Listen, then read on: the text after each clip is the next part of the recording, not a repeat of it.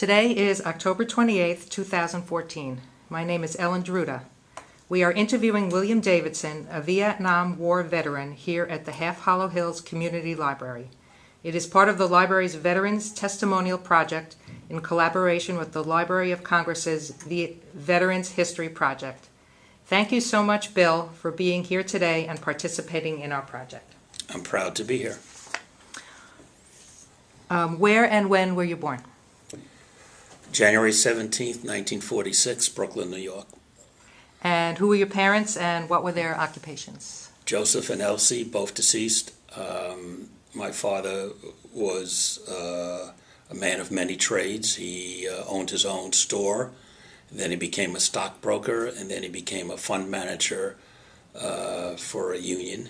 My mother was always a homemaker, worked very briefly during her lifetime. And do you have any siblings? One sister, 3 years older than me. And what's her name? Arlene. Arlene. Did she serve in the military as well? No, she was a teacher with the New York City school system. And what were you doing before you entered the service? I graduated college, St. John's University in Jamaica, New York in June of 1967.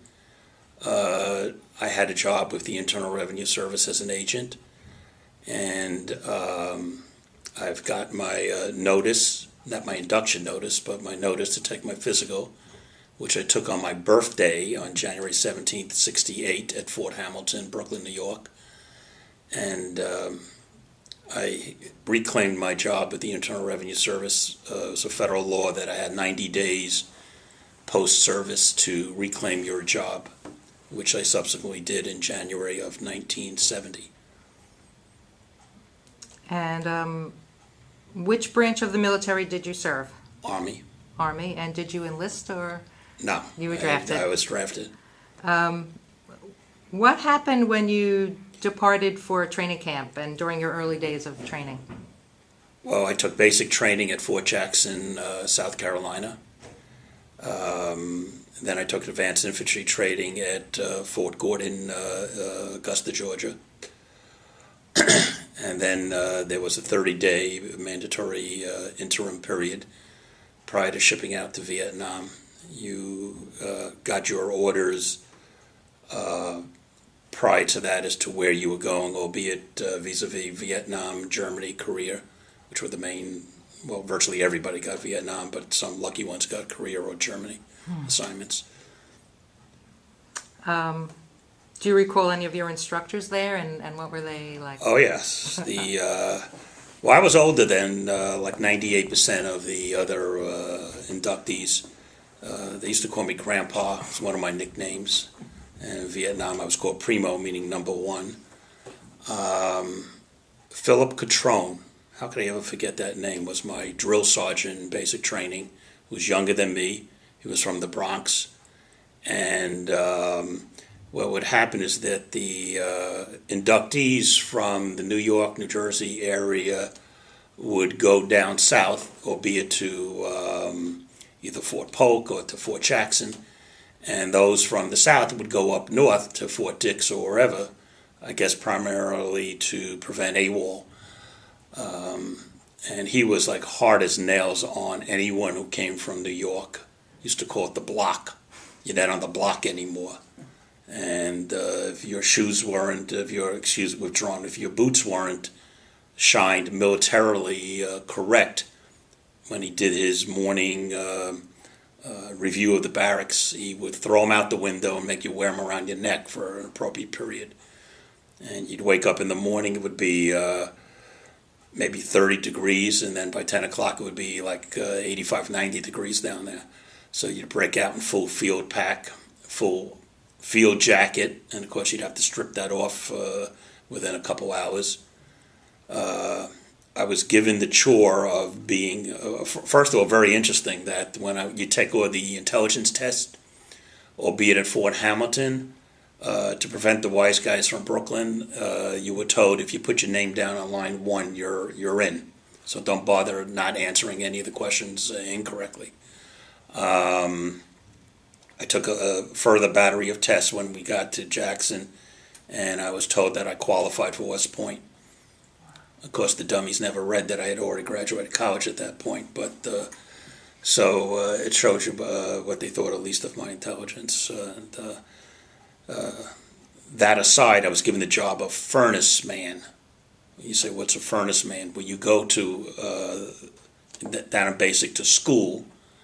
It's rather insulting because they start off by telling you what is a shovel, this is the handle, this is the spade, and this is how you stoke a fire. This is how it was the old-fashioned wood barracks that would burn down in 2 seconds, and 2 floors. And my job is to be woken up at an ungodly hour and stoke the fire so that everyone would have heat.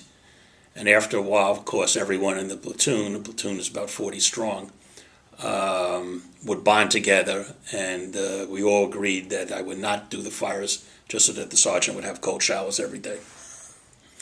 And he'd always tag me and call me out in formation that, Davidson, what's wrong with you? You know, I took a coach.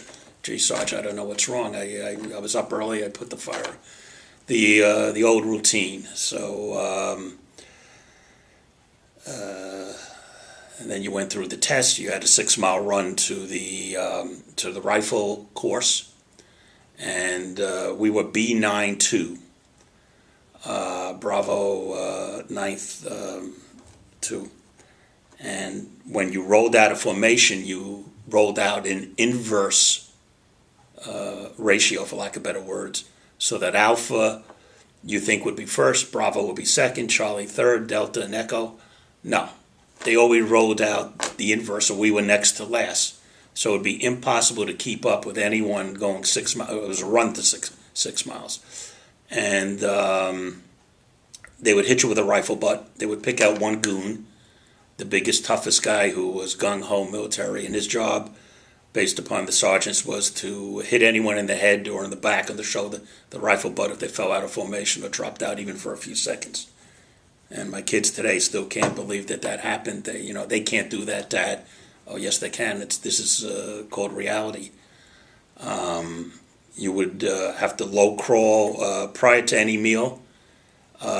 Breakfast wasn't bad, but like lunch and or dinner, what they call mealtime, were the worst because after going through these grueling exercises during the entire day, I think to about 1700, which is 5 o'clock our time, you would have to low crawl for your food. Go through a battery of exercises right outside the mess hall, and to the point where when you were ready to eat, you weren't hungry at all. And it's like take what you want, but eat what you take. God help you if you left a morsel on your plate, just like sometimes you see in some of these movies, the Stanley Kubrick movie, for example. They would force you to go back and eat it, even if you could, and somehow you'd have to get it down you. So basic training. What else? A lot of drinking when you had the chance to drink. It's ironic that one of my best friends from St. John's, who I reconnected with, was in the very next company, Echo Company. Like he went there like 3 days before me, and I never knew it until maybe like 3 years ago when I reconnected with him to say that I was right there at Jackson the same time you were. So, and you go to AIT, Advanced Infantry Training, and of course, one of the first things that you do, and you used to be able to sleep standing up. And my kids said, "You can't sleep standing up. What are you talking about?" I said, "I am telling you that you could be leaning on your weapon, you could be leaning against a tree, and at that time it was always light 'em up." I didn't smoke, but you love that because you had a respite of a short period of time. Light them up, you'd be dead asleep on your feet. And of course, my kids, that's another story that they can't believe that can occur. And so that was part of the trials and tribulations of basic trainings. I bonded with my best friend, Kenneth Samuel D., a lovable teddy bear, big guy, 6'4", 250 pounds, who from Brooklyn, who enlisted And of course, the military being the military, it was supposedly when you became RA, that is 3 years as opposed to 2 years enlistment, you get the school of your choice. And he put down computers, and of course, in 1968, no one knew computers from a hole in the wall. Of course, he got infantry. He got screwed. And he's KIA in Vietnam, March 3rd, 1970.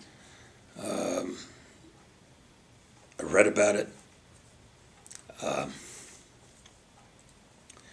was going to a basketball game in Madison Square Garden. I was on the train. At that time, the New York Post used to put out casualty list. I think it was every Monday. I forget exactly. And there I am, lo and behold, reading his name and his casualty. And when we were doing in basic training the last of our exercises and obstacle courses in order to graduate and not be what they called boloed, meaning recycled and having to go through another 8 weeks of basic training. And nobody wanted that. They'd rather go to Vietnam than do that again. So the last was the mile-and-a-half run. And in Army boots, I mean, I did a mile in 5 minutes and 40 seconds, and he couldn't do it. And this is the last of the obstacles, and on the last, or maybe like 2 days to go before graduation. And he was lingering around the track. And I ran out there, and I grabbed him, and I like virtually carried him across the finish line. And of course, I think about that all the time, about what would have happened if I didn't do that, and he got recycled. So it's something I live with. I tried finding his wife. He was married, lived in Brooklyn, and notwithstanding my regular job as a federal special agent, I was unable to locate him through whatever investigative means I had. And I would write to Page Avenue, St. Louis, which is the Army headquarters for documents, and everything came back always Privacy Act violations. So it was chasing, and I always seemed to be a step behind in trying to locate his wife. And then just a couple of years ago, I mean, I never gave up pursuit. I worked through Congressman Rick Lazio's office and U.S. Congressman Steve Israel's office. And they're very good, extremely, I can't emphasize this, well-conversed in veterans matters and very concerning. And even on my behalf, I couldn't get his address or his parents' address. I tracked it to Massapequa, and she had moved a year earlier. I tried interviewing the current owners to no avail. And finally, I found out when his body was shipped to Dover Air Force Base in Delaware, I found out the funeral home through my own means, going down to the town of Babylon, town records, because that's where Wellwood Avenue, the memorial cemetery, is located within the town of Babylon. And I found the funeral directors, and again, privacy, but they were able to tell me where he was interned. And I visited him all the time and talked to him. So then we go to Georgia, and we get advanced infantry training, and first thing you realize is that you get no sleep. Or the black troops used to play the Temptations and the Four Tops till like 2 in the morning. You had to get up at 5, and it's amazing how you just get used to it. Your eyes just shut, and God forbid if you have KP duty, they tie a towel around your bed rack at I think 4 in the morning. And of course, wise guys used to tie towel racks around other people that they didn't like, so they would get woken up at 4 in the morning. And then of course, the wise guys, when you got KP dude, the chefs, God bless them, they would cook an egg in a pan, cook a second egg in a second pan, cook a third egg in a third pan. I said, God, you got what did they used to call it, back room duty or back door duty, was like doing all the grease pits and doing the pots and pans. I can't make this stuff up. I mean, you would have troops that would spit in the food, throw eggshells in the food. Not the food for the troops, the food for the NCOs, non-commissioned officers. And then you graduate, and you come home. You have 30 days before you ship out to Nam, which is through Fort Dix. and you party or whatever constitutes partying with your friends. You say your farewells. Parents and my sister drove me down to Fort Dix. I think it was a Sunday by recollection, and my father always said, well, prior to this, he said, whatever you want to do. You want to go to Canada, I'll support you, from the neck up. You want to follow through and go to Nam, it's your decision. I'll abide by your decision. So I never thought twice about going to Canada. So you go down to Fort Dix and you meet some of the people that you went to AIT, Advanced Infantry Training, with, and you bond with them, and the reality starts setting in. And it's about a 24-hour flight to Nam. You go to, I believe it was Fairbanks. No, excuse me. I think it was Anchorage, Alaska. It may have been Fairbanks. And then you stop briefly over in Tokyo, and then you go to Vietnam. And when the doors open, when you land at Tan Son Nhut Air Force Base, right outside of Saigon, and Long Binh, the first thing you notice is when the doors open, there's no air.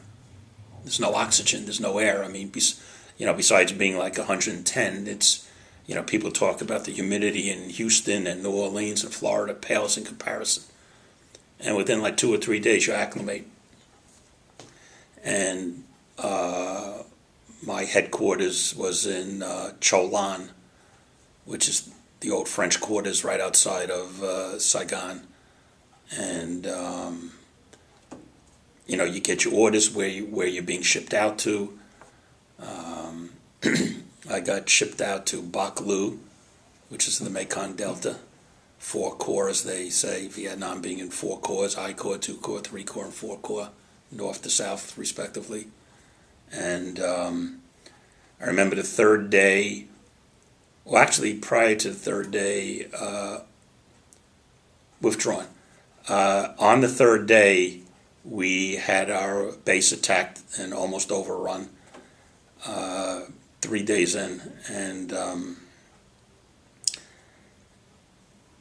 there's a system in Vietnam.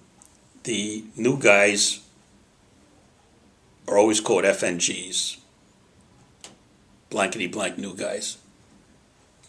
And someone with 1 month will teach somebody with 0 months, somebody with 10 months would teach, and that was the food chain. And I was told, don't ever go to sleep without your boots on or without your weapon right by your side. Some guys slept with their weapons. And I remember when we were being overrun, of course, there's very orderly chaos anytime that happens. And one nincompoop was carrying a large metal chest of ammunition, and he, in his panic, turned it upside down so that God knows how many rounds of individualized ammunition was rolling all over the barracks, people slipping and sliding, And I remember taking my rifle and smacking him with it, and everyone became shipshape after that, and we weren't overrun. And then you fly down to, when you got your assignment to Bac Lu, you fly down there and you spent a couple of days in Mito, which is the capital of 4 Corps, and before you shipped out to Bac Lu. And I remember the first night down there, I didn't have a mosquito net. And I woke up the next morning, it looked like you had chicken pox. I mean, I can't even tell you, your whole face was like with red welts. And they said, your mosquito net is as important as your weapon. So never slept without a mosquito net. And you get shipped off to your base, and then you interface with your assignment. We had, I was assigned to the 525th Military Intelligence Unit, attached to the 21st ARVN Infantry Division. That's the Vietnamese, ARVN stands for Army Republic Vietnam. So we were attached down there, and there was 5 people, my equivalent, which I subsequently became the detachment leader down there. And we worked with CIA. And you say, how do you know that it was CIA? Because they were plain clothes. They were in plain clothes carrying sidearms. And they flew Air America, which was renowned for being a CIA subterfuge. And we had to pass top secret clearance, had to pass top secret messages back and forth. Ultimately, within a few months, passed the message that saved the life of James Rowe, who was the longest held prisoner of war up until that time in the Human Forest. And there was a book, a paperback book, Five Miles to Midnight, written about that escape. And of course, 20 years later, I think in about maybe 91, I'm reading the paper, and he was a lifetime military a careerist, and he was assassinated in the Philippines by terrorists. That doesn't diminish what we did in '68. So we're in Baklou. We participated in the Phoenix program, which is nothing more of an extermination program in the hamlets.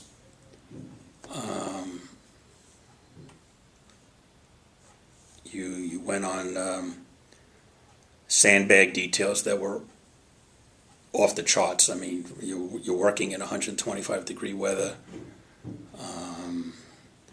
You're filling sandbags 9 hours a day, mounting 50 mics, machine guns. You go out on certain exercises in the field. Our airport got blown up in the second Tet Offensive, got destroyed. I sometimes had to fly urgent messages up to Mito or wherever else. In fact, in retrospect, it wasn't Mito, it was Canto, C-A-N-T-H-O, Canto, which was the province capital of Foucault. And a lot of times I flew Australian caribous. The Australians were wonderful. Flew choppers, anything that was getting out of there to fly. I almost fell out of a chopper once because I wasn't strapped in and they had an emergency takeoff. Flew over, landed in Phuc Quoc Island, which is an island in the Gulf of Thailand, heavily controlled by the Kong. And what else? You had some USO tours. We had Jimmy Stewart, actor Jimmy Stewart, who was a retired general in the reserves. Him and his wife came, very gracious, the two of them. We had the next door neighbor from Ozzie and Harriet, the heavy-set gentleman that escapes my mind. Wally, I think his name was on the show. He came down there.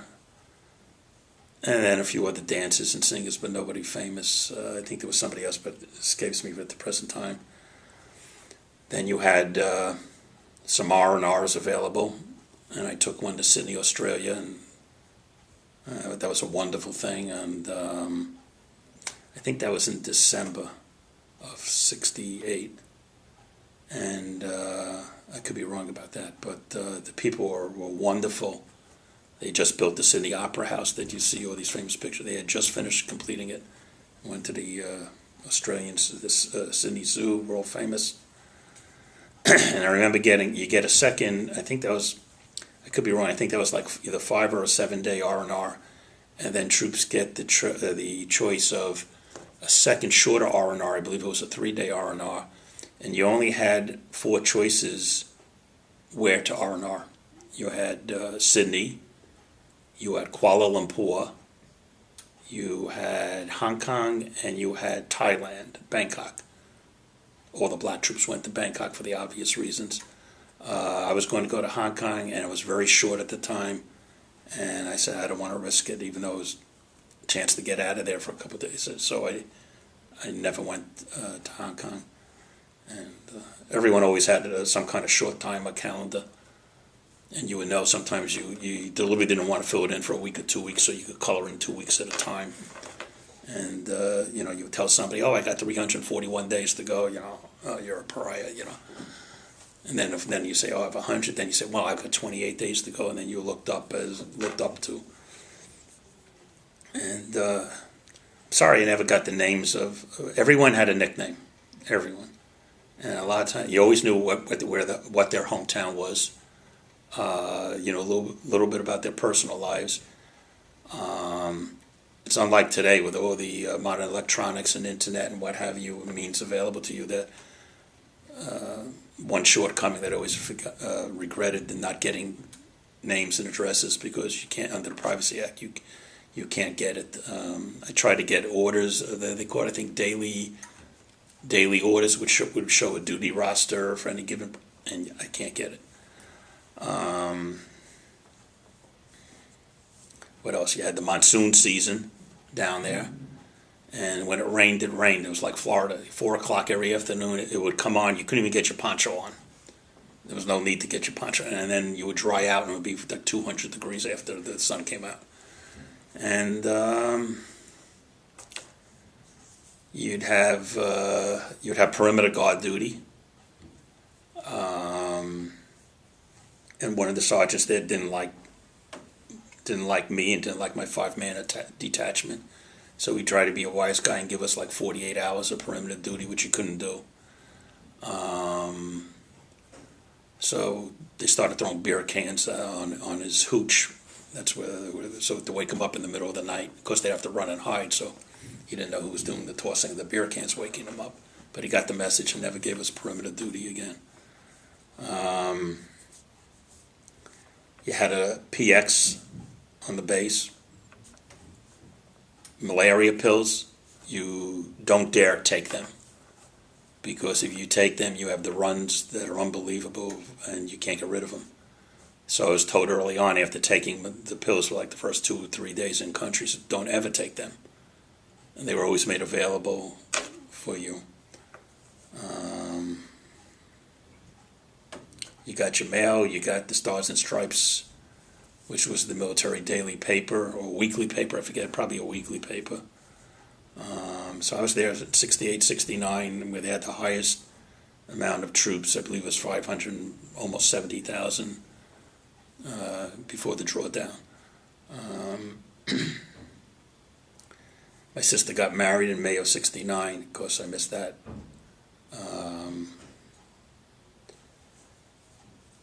And even today, my wife and my 2 sons have never asked me one question about Vietnam.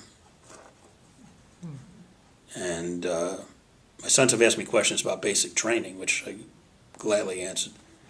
And I was just speaking just the other day to a retired veterans representative from New York State who helped me get my service-connected disabilities. And I told him the same thing, and he says, well, do you want him asking you questions? And I said, no. And he said, that's right. He was in the Marines. So, if you bond with anyone who's been to Nam, under any circumstance, no matter what branch of military they were in, no matter what their service, whether they were 1-1 Bravo infantry or whatever, you bond with them. You see them wearing a hat, you see them wearing a commemorative shirt, and you go over and there's a camaraderie that's as wonderful as it could be. And sometimes my wife says, go over and say hello. He's wearing a Vietnam hat or whatever. And I say, it's hard to do. It says, she doesn't understand. And I've been to the wall twice in Washington, and I've been to the wall twice, the moving wall in Huntington or Oakwood Road. My name's inscripted in the town of Huntington's memorial, and also the one in Nassau County in East Meadow. I still subscribe to veterans magazines. I've tried using them for locator, unsuccessfully. I belong to DAV. I belong to the Vietnam Original Founding Memorial. You name it, I carry cards all over the place and get magazines and whatever. Well, that's a long run-on sentence I just made. So I probably bridged several topics. A lot. Yeah. I wanted to ask you about the... Oh, and I'm sorry to interrupt no, you respectfully. Go right ahead. When you were discharged, I mean, sometimes I remember there was two brothers from Massachusetts who looked alike. They looked like Danny DeVito, but same size, same shape, and they were great guys. And all of a sudden, they got the orders to leave, and they said, "You got to be on a chopper within a half hour." And boy, you never saw somebody move so fast. And I remember, you didn't even have a chance to say goodbye to them. And they went to Fort Devlin up in Massachusetts, flown up there eventually. When you get discharged, so you're flown up from where you were headquartered. Again, I was in Baklou. You go to Saigon or Cholan, which was our headquarters, and you have some military types telling you that your boots aren't shined or whatever. Meanwhile, you're leaving country in 2 or 3 days. I say, thanks for telling me. Like, what am I going to do? Drop and do push-ups if they're coming in from the field. So you land in Oakland, and you go through the process. I think it's 48 hours of being discharged. I don't think I even slept. Stayed up all night. They were telling you that you have to sign for your pillowcase, you have to sign for your sheets. I said, I'm just not doing that. And then you go. You have to fly in uniform to get your air flight. So I was spit on. In the airport, and usual baby killers and whatever. And I remember the flight. It was a long flight, 6 hours, whatever it is, to Frisco to I guess JFK. I fell asleep, and lucky the stewardess never woke me. I remember there was a Gregory Peck cowboy movie on. You get off, you kiss the ground at JFK. And then you're back, and your company commanders send letters home prior to your arrival, forewarning your parents and your loved ones that there's a transition period, and you have to not abide by it, but you have to understand what the transition is. And all of a sudden, within a matter of days, you're back into the real world and reality. And mine was compounded because I had 90 days to reclaim my job. And my mother would, it's 10 o'clock, wake up. I said, what doesn't matter. My answers to everything was, doesn't matter. You're coming from one extreme to the other. And I reclaimed my job. Of course, in my absence, I made a million promotions without even being there, and pay raises.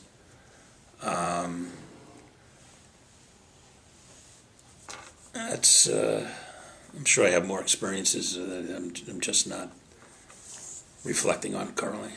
Well, you actually touched on what I was going to ask. It was about the homecoming, and one of the questions was, how did your wartime experiences affect your life, and what were the life lessons maybe that you learned from your military service? I also remember being flown, to digress for a second, I remember being flown to the 29th Medevac unit. I was up there for about a week, and of course, person in the bed to your right, person in the bed to the left. Then that day to the next day, they expired. You come back, and well wishes, your family, relatives, friends, and they just don't understand. Most of my friends, one or two got Germany, others didn't get drafted, others evaded the draft by going to the phony New York City 4-week school where they became teachers.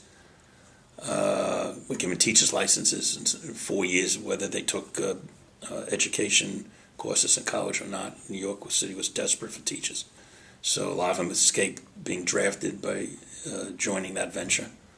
Others would run up and down this prior to taking their induction, the physical, would run up and down the stairs to get their blood pressure beyond, or eat poppy seed bagels or eat 14 bananas. And because when I was going in, I mean, you were going in with any malady. Didn't matter what you have, they were taking everybody. And they didn't start the number system until sometime in I think mid '69, I think it was. So you have the well wishes, you have your parties, and you're on your own. You're saying, well, what do I do? I mean, my circumstance was different because I already had this job, and it was a good job, but I had 90 days to reclaim it. If not, the opportunity's lost. I know others just couldn't assimilate back into the system and just wandered, or worse, got into drugs and drinking. I mean, the drug use in Vietnam was off the charts. Everyone was into drugs, even when they were on duty and even out in the field.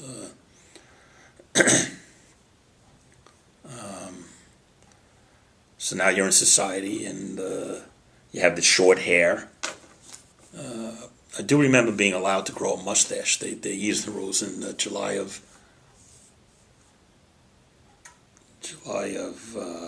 '68. And then I said I've never shaved my mustache off as a tribute to my fellow brothers. It was hard. It was beyond hard getting back into the system. I mean, just a few weeks ago, you're in the jungle, and now I'm riding on the E train to Manhattan, and I mean, people look at you because you had the short hair. Short hair was not in fashion at that time. It took time to grow back, obviously, and people ask you a million questions, and you try evading answering them.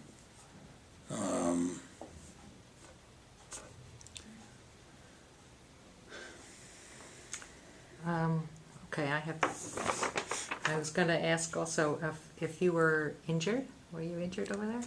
I was in the 29th Medevac. I think that was in Canto or Mito. It escapes me at the present time. And I don't talk about anything else. I do have some 30% disability plus I was exposed to Agent Orange, so I'm on an Agent Orange registrant. Used to see the orange, used to see the barrels all the time, not even knowing what it was, defoliant. And so, because of the Agent Orange, you got all types of cancers. So I was also a first responder to the World Trade Center and worked at the Staten Island landfill for a long time. I was on my way to the Trade Center that day too. I was running late on the LIE, so I never made it, and wound up directing traffic on the Triboa Bridge for like 5-6 hours. No one else was around. Private citizens were helping me to open up and create emergency lanes, and I knew I could have presented my special agent credentials to get downtown, but I knew, being a military survivor, that what it would be like down there. And I would have been one of the crazies to rush in. So then I worked at the Staten Island landfill for a long time, and doing to recovery. And that in and of itself is another experience. Any regrets while you were, of anything that related to your military service that you care to share? No regrets. And it took all that time to get acknowledgement and recognition. And New York City had the parade in, I'm not even sure, it was mid '80s, maybe even the early '90s. I'm not even sure when it was. And it's nice that years later, I have 5 grandchildren, 2 sets of twins. My oldest one is 9.5. And last Veterans Day, she unsolicited, I guess obviously through a school project, sent me a personalized thank you for Veterans Day. Thank you, Poppy, for serving our country. That was nice. And You have anything that you would like to, any message you'd like to leave for future generations? This. setting aside the political correctness of the war, whether it was correct or not, history will judge us. When you were there, you were one. You fought for the man on your right, you fought for the man on your left. And that was the common bondage. And which holds through today. I tell my wife, if I got a call to go to Detroit from Steve Gammon, who I haven't seen since '69, I said I would just get on a plane and go. She doesn't understand it. I said I wouldn't even ask a question. I would just go if he was in need, or just ask to see me. When you were there, the majority of troops were against the war, at least by that period of time. But they knew in order to survive, you had to trust the person to your right and to your left. You would get, more often than not, orders that were illogical, knowing that they were throwing you into the lion's den. And you're taught to obey orders at all times, and yet, being one of the oldest ones there, the common sense would kick in for me to say, if I obey this order, I just don't know what the outcome's going to be. And you're trying to weigh and balance the correctness of following an order or using your judgment and common sense to kind of skirt the order. And you had missions. God knows how many missions you had. And this is the mission for this day. This is the mission for this week. And your goal was just to get over that hump, just to get over that hill. Okay, we got over that mission. That's 1 week. Oh, I only have 51 other missions to do. God knows how many more. And then you would hear about people getting injured or killed, and that weigh on your mind. And after a while, you just were numbed. You went through the motion, so to say, but your legs were moving and your mind was going in a million different directions. And you, as harsh as it sounds, you can't dwell on it. Tomorrow's tomorrow, and got to hitch yourself up and you got to get out there. You know, a lot of people couldn't do it. Every once in a while I go down to my basement and I open up my albums and my documents and I look at them, and I never do it in my wife's presence. And, you know, they're fond memories. People would maybe can't comprehend that, but I was proud of what we did. And again, setting aside the political correctness of the day, I have no regrets going there as ordered. I have one last question, I guess, is how has your military service impacted your feelings about war and the military in general?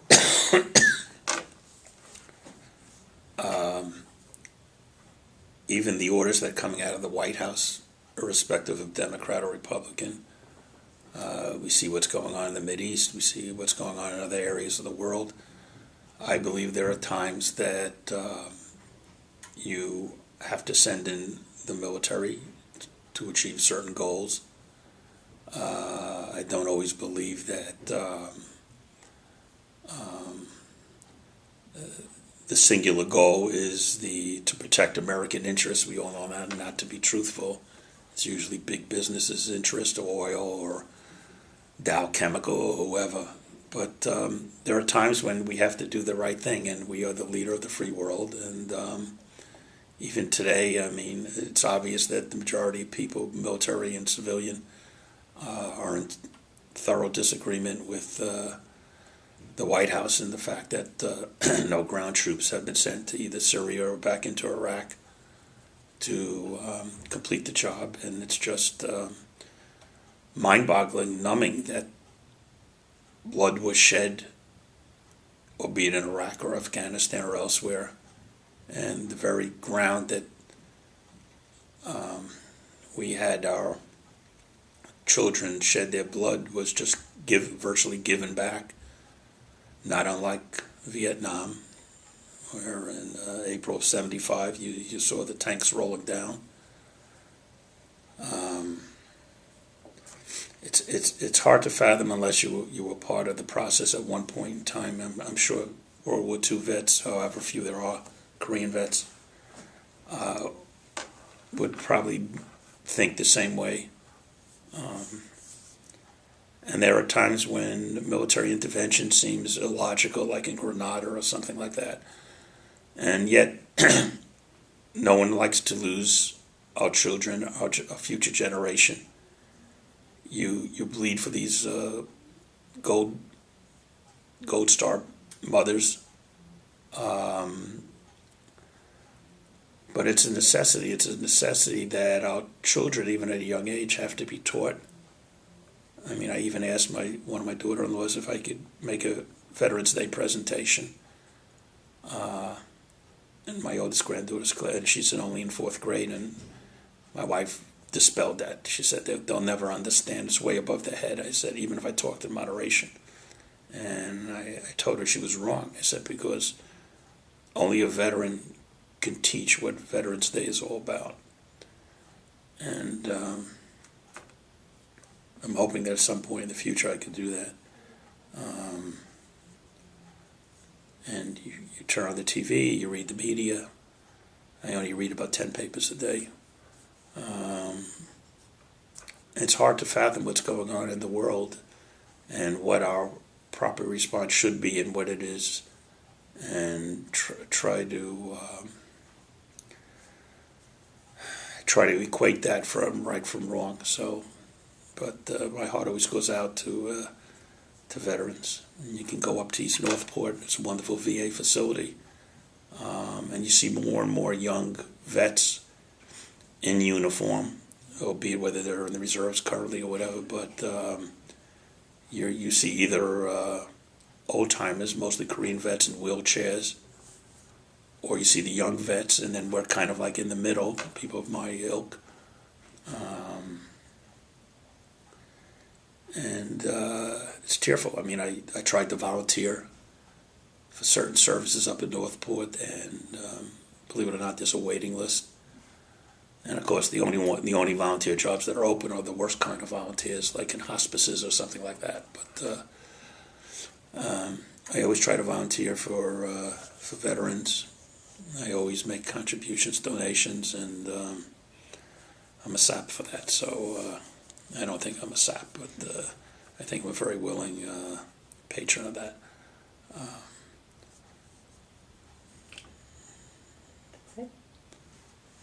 Let me leave that. Okay. D. What message would you like to? I think I asked that already. What message would you like to leave for future generations? I think I did ask you that. Is there anything that you feel that we haven't discussed or should be added to this interview? I think I kind of summed it up. My emotions, my feelings. It's an experience that never goes away. I'm very lucky that I never had PSTD.